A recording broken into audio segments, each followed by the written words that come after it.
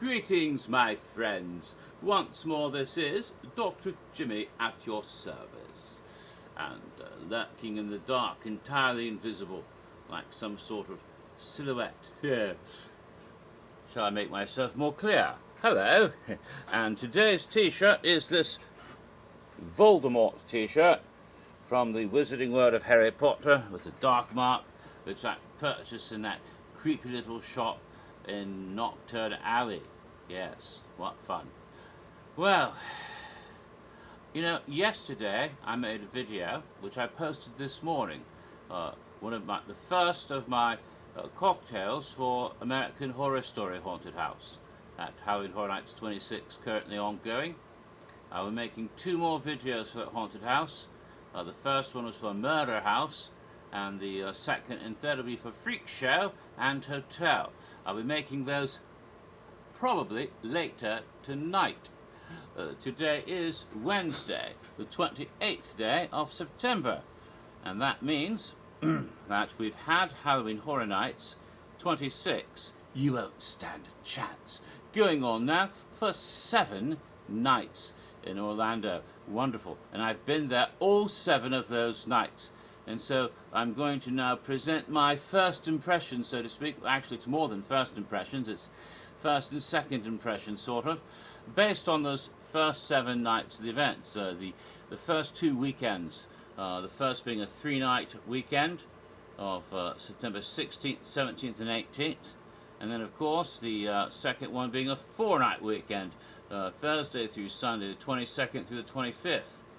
And, of course, the event will resume tomorrow night. Will I be there? There's a chance. Of course. And so I'm going to talk about the event and what I like about it. And this is based on having attended for 7 nights. And let's see, I've been keeping track here. I've got it all on my phone. Yes, so far during the event, I have seen the show Academy of Villains House of Fear 3 times, okay? And I have seen Bill and Ted's Excellent Halloween Adventure this year 4 times during those 7 nights. And as for I've gone through all of the scare zones every single night, multiple times, of course. And the haunted houses. Now that's interesting. I've been through the haunted houses, Ghost Town, The Curse of Lightning Gulch, The Walking Dead, and Halloween Hell Comes to Haddonfield 7 times each. That's at least 1 walkthrough every night of the event. I've gone through all 9 houses every single night, by the way, but those I've only been through 7 times. Now, the houses The Exorcist, Krampus, Texas Chainsaw Massacre, and Lunatic's Playground 3D Won't Stand a Chance. I've been through those 8 times each. And the houses American Horror Story and Tomb of the Ancients. I've been through those 9 times each. So that's what my review, I suppose, is based on. So this then is my impressions of the event based on those walkthroughs, those visits for 7 nights so far this year. There are, of course, then, I believe, 24 remaining nights to the event, which starts tomorrow night. What fun. Will I be there all 24 of those remaining nights? There's a chance. But you never know. I may have to run off to Europe again or something. I might get whooping cough again or something. Who knows? Things do happen. But here we go. Let's talk houses. All right? A lot of people like to rank houses, how they like them. I don't like doing that, but I might anyway, especially. But again, my very first impression, where I would have put the houses after opening weekend and where I put the houses now, has changed. Some houses have gone up in my estimation. None of them have really dropped too much in my estimation, but some have gone up, and so I'm at a higher point than it would have been originally. But I would like to say, I'm very happy to say, at least in my humble opinion, there are no bad houses at all this year. I am not someone who like every house all the time, there are some houses in history that I dislike quite a bit. Fear Factor, Blood Ruins, Disorientorium, several houses in the past. Code Blind Terror left me cold and not blind enough. Reflections of Fear lacked quite a bit. There have been houses that did not really do much for me at all. These houses this year are all very good in my opinion. I like them quite a bit, but I like some a bit more than others. So right now, what's my number one house? Well, it was my number one house from the moment I went in on Friday the 16th, and it's still my number one house. My favourite house at the event is Ghost Town, The Curse of Lightning Gulch, which is, of course, a Wild West house, sequel, requel, reboot, whatever you want to call it, from the original Ghost Town house back in 2004 at Howin Horrocks 14. God, that was 12 years ago.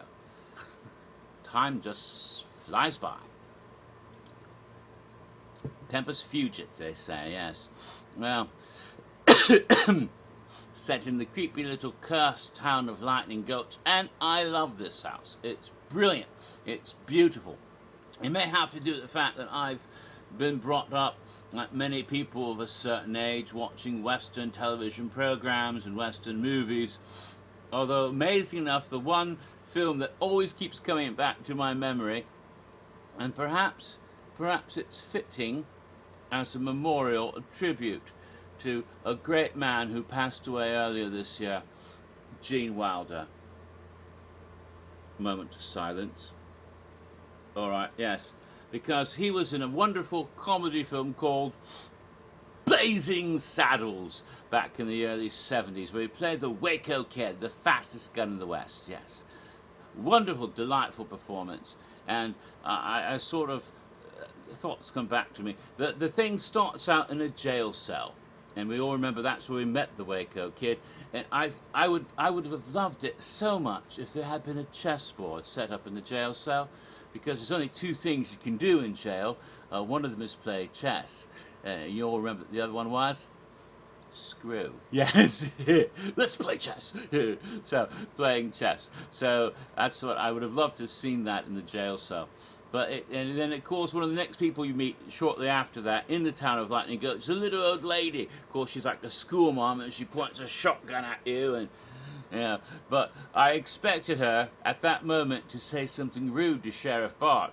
Up yours! Yeah, let's not finish that. It's a naughty word. But of course she doesn't, which would have been amusing, but quite offensive to a lot of the guests, of course. But I couldn't help but think of that.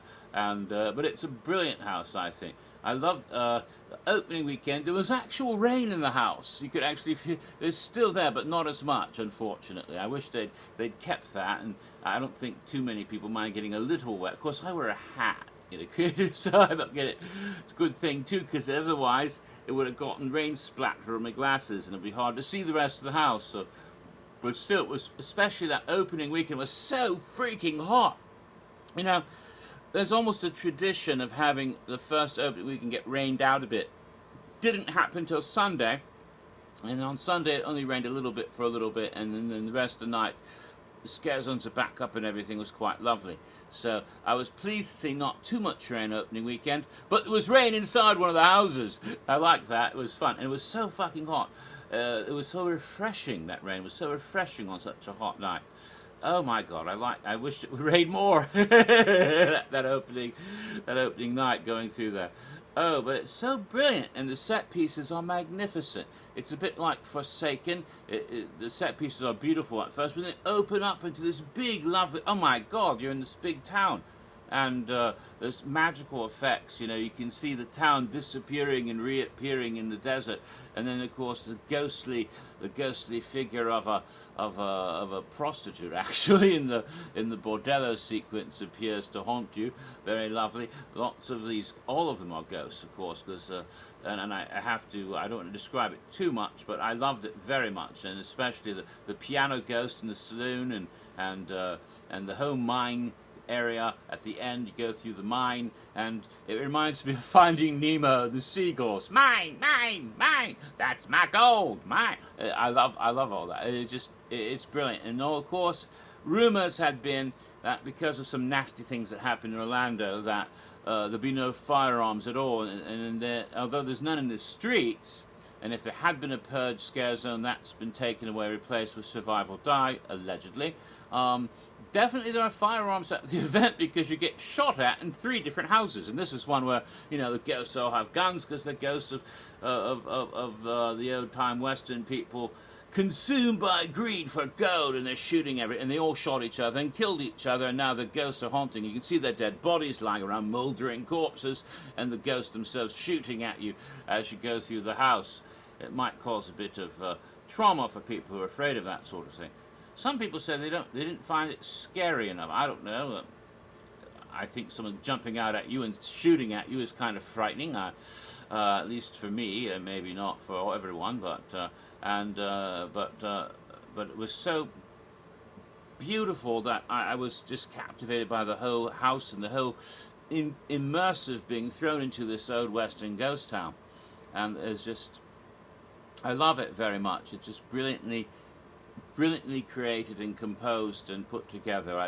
I'm just totally blown away by it. It remains my favorite house even now after going through it several times in 7 nights. So I like it. Ghost Town, Curse of Lightning Gulch. So did a great job with that. I appreciate it very much. Second favorite house now is American Horror Story. It wasn't the first time I went through it, but they've added to it. There's a rumor, perhaps, I think it's true. For some reason, I've been told that they were building houses earlier this year, and then they stopped somewhere in the summertime. Maybe it has to do with Kong, I don't know what it was. Maybe something else, I have no idea. They stopped building, and then didn't start up again until it was almost time for the event to begin. And because of that, some of the houses were almost done, some were completely done, but a few of them hadn't been finished at all. And they had to go in there and rapidly stop constructing. And a rumor is that's why they didn't have a big press preview this year. I don't know how true that is. They didn't show it off to media till opening night. Perhaps that is true, I don't know. But it's very strange. As a result, some of the houses weren't entirely completed on opening night, and on successive evenings you could see more detail. In fact, one of the houses, Krampus, you went through it the first night and it seems to be lacking some things. Go through it the second night, you see more things. The third night, even more things. And the second weekend, there's lots more added to it. And it's like, wow, this is almost a different house. And you could tell that opening weekend, you could smell wet paint when you went into the house. Like, I smell wet paint. Because the paint was like, you know, they were working on it that day, just before the event starts, putting in new stuff, putting in new items. So you could see the progress, but didn't get it all ready for you on the opening night the way they would have liked, I think. And American Horror Story, to some degree, suffers from that, the opening weekend. Now, I have a close friend, a very close friend. I've gone through the house with him many times already. Every time we go to the house, he is complaining. This is the worst house ever in history. I mean, his main problem is that, although Murder House and Hotel don't have this problem, the Freak Show area, he says, doesn't have sets. They didn't build any sets. They're just using drop cloths. And you know, this is like something from a high school haunted house. And I thought, I'm sorry, I cannot agree. I respect the fellow very much. I like him. He's a good friend, but that just isn't true. I'm sorry. There's no high school that would put on a house of this caliber.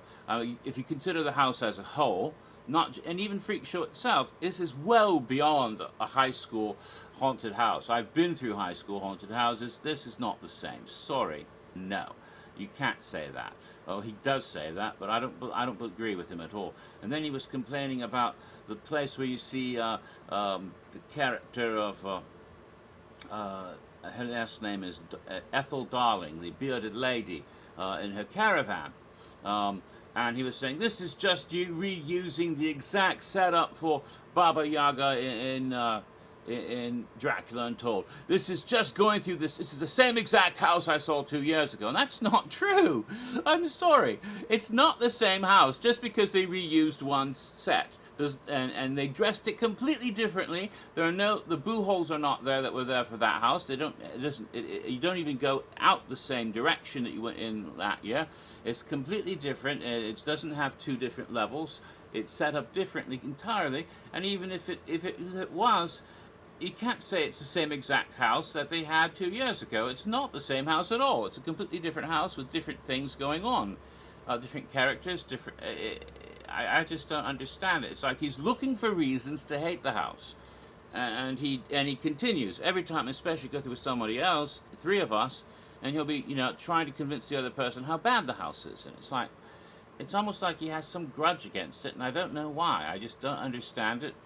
Again, like the guy very much, I just don't get it. I just don't get it. There's a lot of hate for American Horror Story. Some people just hate the program. I don't know if that's the case, but I also know another fellow who is very picky about haunted houses. Very, very picky. And will criticize a haunted house that he doesn't like with vengeance. So it's not someone who's just going to say, oh, this is good. And he went through it, and the first night, mind you, when it wasn't all done, and he said he'd never seen a single episode of the program but loved the house. So if this guy, who's so picky, can love the house without even watching American Horror Story, liked it, I'm sorry, it's one of those, your argument isn't valid moments. Sorry. Personally, though, I love the program. I've watched every single episode. I love the show very much. I'm looking forward to watching Roanoke. The third episode is tonight, of course, at 10 p.m. on FX. And I love the program very, very much, and I'm looking forward to next year when they do another American Horror Story houses featuring Asylum, Coven, and Roanoke. That's my guess. I don't know if they're going to do that, but I would imagine that might be in the contract, because to do 3 seasons this year, they could do 3 seasons next year. That would just make sense to me if they did that, depending on whether or not the show gets cancelled. I don't think it will. It's a good show. And it looks like this season's going to be absolutely amazing.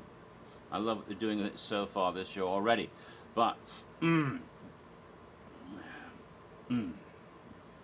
but I do think that if someone has never seen the program at all, they might be confused about what's going on in the house a little bit, because you've got all kinds of situations and characters that are totally unfamiliar to you. You might go, what was that fucking about? You might not understand, for example, when you see the maid in the murder house sequence, the sexy maid, and then the older maid comes out and says, I don't want to be here anymore, that those are the same person.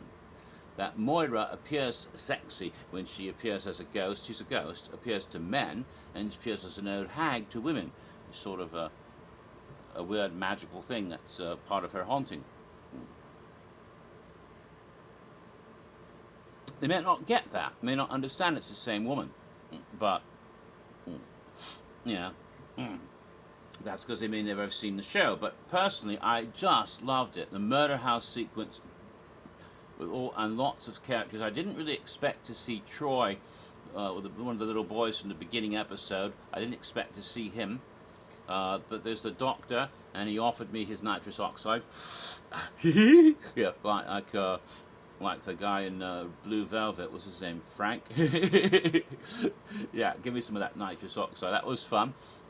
Didn't have the Black Dahlia on the table, or they have it in Hollywood, where she gets cut in half, but he's sort of working on pigs or something. You get to see the Piggy Man. Yes, the Piggy Man, the butcher, who's going to be featured apparently in this current season as well, and the origin story behind him might be there. But the Piggy Man is there, and you have, of course, you have Tate Langdon, and both with his skull face paint when he shot up his school, not the school scene, but he's there with the skull face paint, and you also have him as the Rubber Man, showing up in a surreal sequence based on the television promo with the red curtains and all the different rubber men floating in the air and all that weird stuff. So that's quite nifty. The Murder House sequence is done very well. I liked it. Lots of neat moments from Murder House. Then into Freak Show, and you have the whole carnival there, and carnival tents and carnival caravans, and the freaks pop out at you. You have Amazon Eve, the tall woman, obviously being played by a tall boy here, but still looking quite much like Amazon Eve. You've got the illustrated seal, you've got Pepper, I love Pepper. You've got Ethel, the bearded lady, you've got Edward Mordrake. Oh, I was so glad they put Edward Mordrake. I was afraid they might not put him in, but he shows up, the two-headed freak who comes on Halloween to take a freak away. If he dares to perform on Halloween night, he'll come for your soul. Yes, and we've got, of course, Dandy Mott, and we've got, oh, they added this in recently, I think. I didn't see her the first weekend.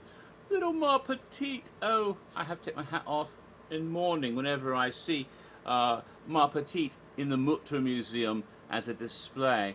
Oh my God, poor little Ma Petite. She was wronged. You got that bastard, I forget his name, the character that killed her. He's in the house several times. And you have Dandy in his Twisty outfit. And then you have Twisty, of course. Twisty the Clown. Oh, absolutely wonderful. And a little shout out to Jack in that scene. And the Honey Pot Bear is hidden in the house too, if you can find it. Oh, lovely.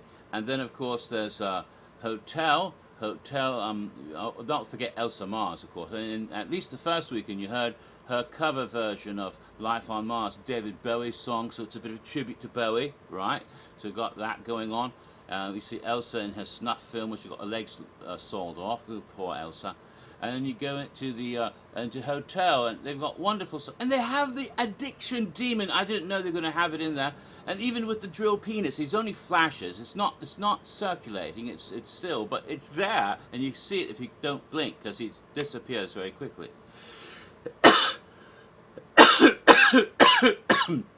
Countess. That's Gaga the Countess with her. You've got Rudolph Valentino, of all people, popping up. At least I think that's who he is. He talks about his blade, so I think it's Valentino. You got Iris and Liz Taylor coming up the elevator. Bang, bang, bang. Oh my God. You've got Heroine Sally. You've got James Marsh. All the trophies of the 7 Deadly Sin murders. It's you know, the little vampire children in the glass coffins. It's brilliant. Love it. Everything you want from the program is all there. I really love this house, and every time I've gone through it seems a little bit better, and I've seen some more stuff that I didn't see before.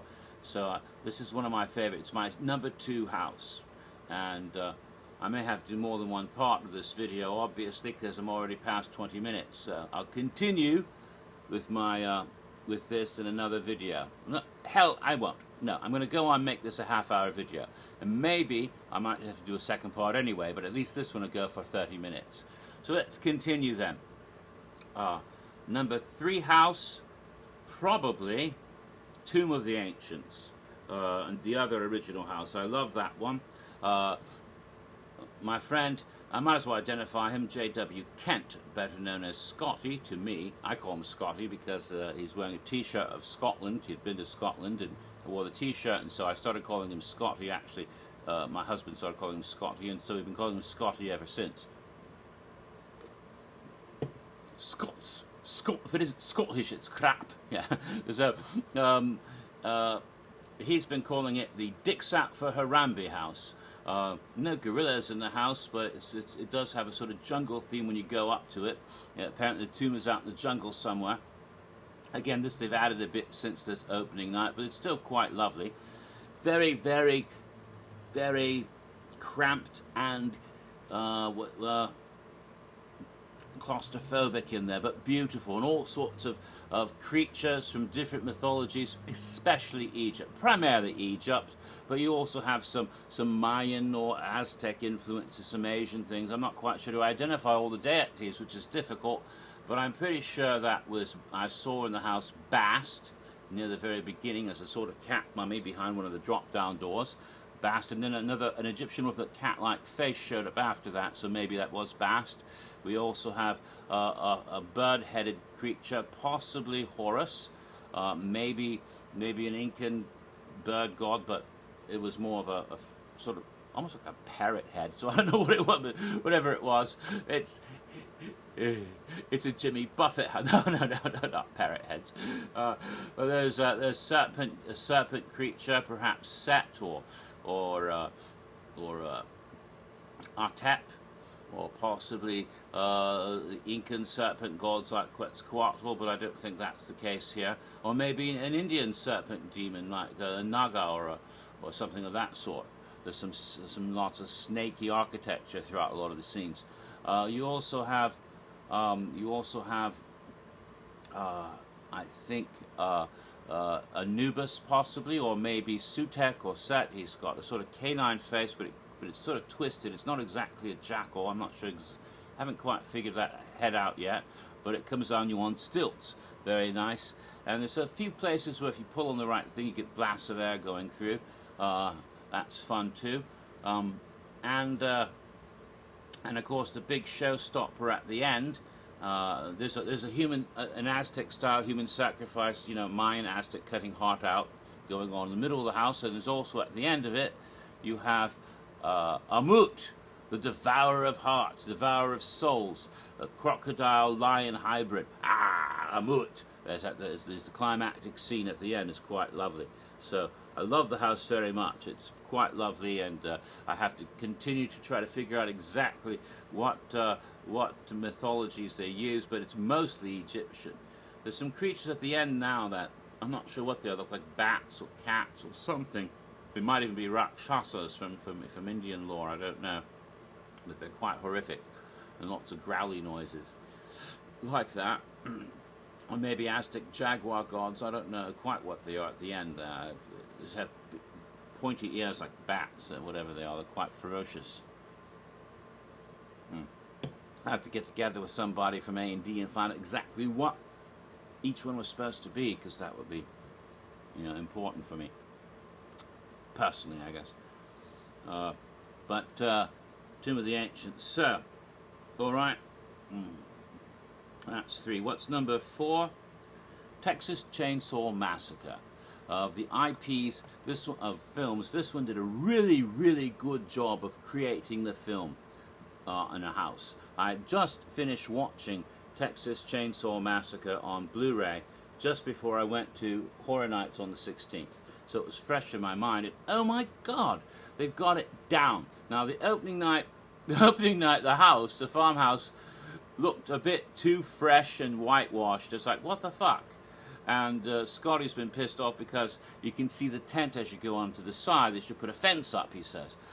Since then, they've weathered it some more, put up some trees and some shrubberies and make it look more like the house in the movie, so that's better. On opening night, though, some bastard had a turkey leg and had dropped the bone on the porch. And it fit. They should have left it there instead of cleaning it up, because it fit. But anyway, going into the house, you go right into the parlor with the chickens in the little cage and there's feathers everywhere, and it reeks. It smells like a frickin' hen house. It's like, oh my God. A bit like sweat, a bit like, the smell of chickens. It's like, good God. So you go through there, and then you go into that very classic scene with the staircase and the metal door, and you see Clint being bashed on the head by Leatherface, and then of course you go to the kitchen where he's sawing his bits off while Pam is hanging up on the hook. Very lovely, and Leatherface looks exactly as he should in the opening scenes. And then you go into other scenes. You got the kitchen. The opening weekend, the scare actor playing the cook didn't look like him. He was tall, blonde, too young, too good-looking. They've replaced him, apparently, with an older-looking guy, darker hair. Fits the cook better. But you have the armadillo on the table. You should eat armadillos. Give you leprosy. They've got armadillo on the table, just like in the movie. And Grandpa. Of course, Grandpa's just a mannequin. It was so wonderful if Grandpa had been a scare actor. And you think he's a mannequin. He's lying there. Until he comes to life, that would be quite wonderful. But unfortunately, it's just a mannequin. But you go through there, and you also go, and in the next scene is Leatherface again. And this time, he's wearing his outfit with the grey wig, the grey mother's wig and apron, like he's wearing his mum's clothing. So you got that version of Leatherface in there as well. And then you get attacked by the hitchhiker, and one of the hitchhikers is a friend of mine, and so he's always putting the razor right up on my neck, actually touching me, which is, you're not supposed to do that to the guests, but if it's someone you know, you can grab them and do stuff, and so it's fun. And I keep telling them, but I like head cheese. Joke from the movie, right? Then you go through more rooms, including like Leatherface's room where he's wasn't seen in the movie, but they threw it in anyway. You got the sewing thing, and where he's been working on making things out of bits and pieces of people's skin. And now Leatherface is dressed as he is in the latter part of the film, in the black suit, the Blues Brothers, Men in Black suit, but with the mask that has the eye makeup and lipstick on it and mascara, and so it's like kind of dichotomy between a rather feminine mask that he's wearing with the rather more masculine outfit and the bigger, bushier black hair. So there's 3 different versions of Leatherface that are exactly the way he appeared at 3 different points in the first movie. They've got each one of his costume changes exactly from the movie. It's perfect. I love the way they did that. And and a little cameo appearance by Mrs. Voorhees' head that we might have seen in Freddy vs. Jason last year, and even way back in Camp Blood in 2007. It's sitting in one of the rooms. Oh, look, there's Mrs. Voorhees. Hello, Mrs. Voorhees. So you go by that. Then, when you get further into it, there's some really neat surprises at the end. I don't want to spoil too much, but Sally Hardesty jumping out the window is a brilliant sequence. I love that. Oh, my God. Lovely house. Very well done. I applaud you whoever made it. This is wonderful, wonderful stuff. I love Texas Chainsaw Massacre. So now we come to the half-hour mark, and I have to go to part 2. So I'll have part 2 of this in just a moment.